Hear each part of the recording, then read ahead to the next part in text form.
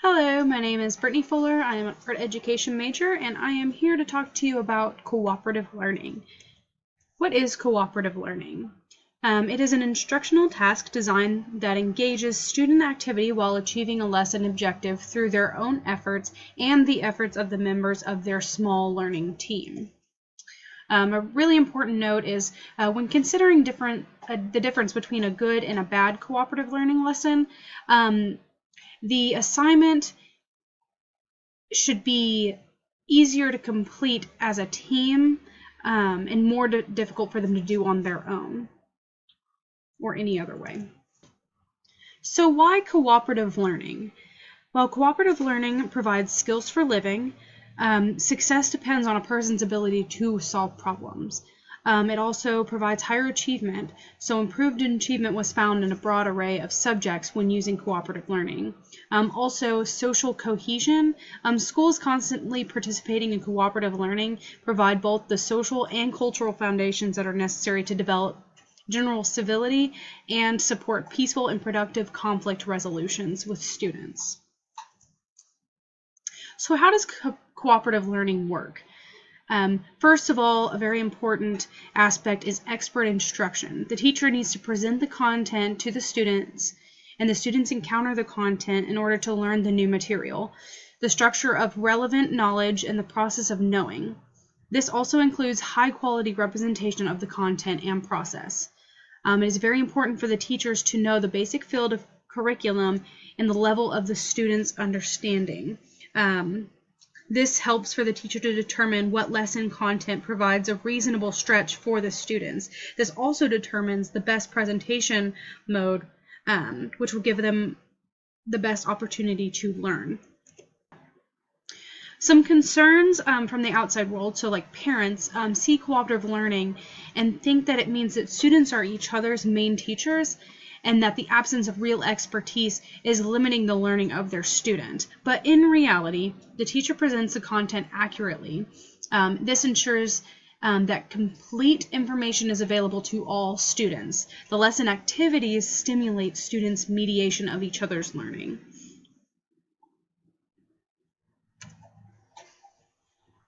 Another important aspect is the student work.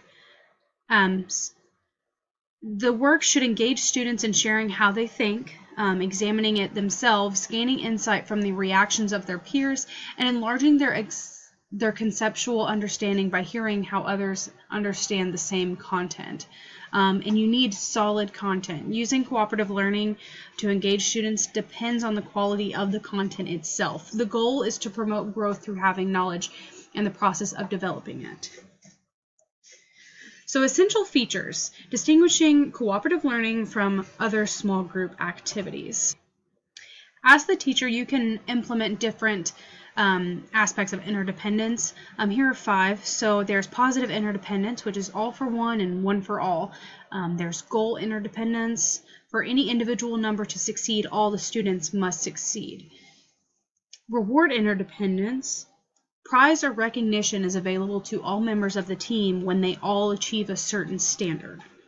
Resource interdependence. Each group member has a share of the materials needed to complete the group task. In role interdependence, each student's role is interlocked with the other's role. Individual progress. Individual accountability. There is accountability at the group level and the individual level. The group cannot succeed unless each member demonstrates success or significant progress.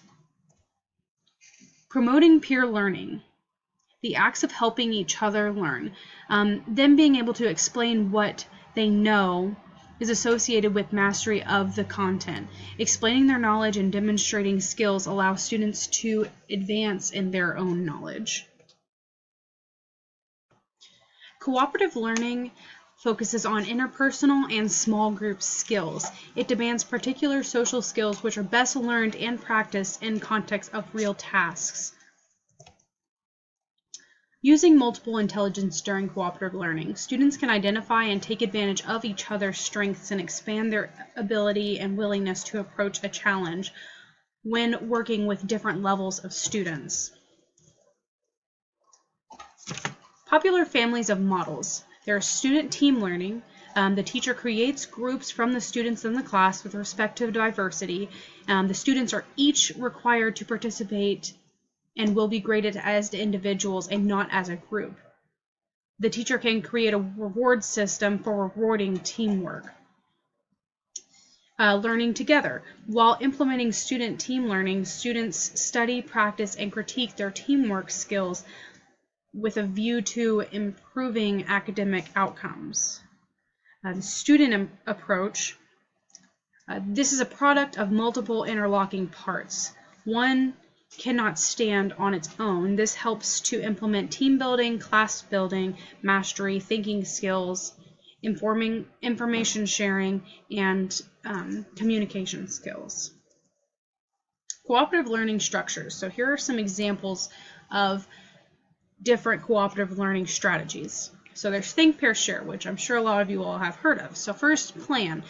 When will you use it during your lesson? Next, explain. Explain the strategy to the students so that they understand what they're doing. Form. Form pairs with the students in the classroom. And then pose the question. Signal a think time at appropriate areas of the lesson and allow for a short amount of time for the students to think. You can call this think time, or turn to the students and give them a certain hand signal. And once their time is up, signal share. Signal to the students that time is up and that they need to now share with their partner their thoughts. And then number 6 is optional. You can have 2 pairs share together. So have one pair share with another pair what they thought. So then you have 4 people collaborating and discussing different ideas. 7, report. So have certain pairs you can choose randomly report what they came up with to the class. And finally, continue the lesson, and you can repeat think, pair, share throughout the lesson so that it acts as a formative assessment while going through the lesson content. There's 3 by 3 by 3. So this is basically 3 students come up with 3 questions in 3 minutes. So first, present a lesson segment, and then pause. Assign tasks to trios. So have students form groups of 3 with those sitting nearby. Have them brainstorm at least 3 ideas, facts, or issues that have been raised during the previous segment of the lesson. And then 3, ask for questions. After the 3 minutes are up, ask the students to share their questions. And this requires no prior planning or special instruction and can be used throughout the lesson. So this is something that could sort of be like a rule of thumb while doing the lesson, so students are expecting it and they're used to it. There's numbered heads together. So first, plan, identify appropriate practice material. This is more of like a review for a test or something, or an assessment.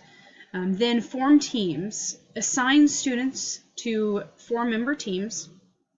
Then assign numbers to the students. Give each student on the team a number.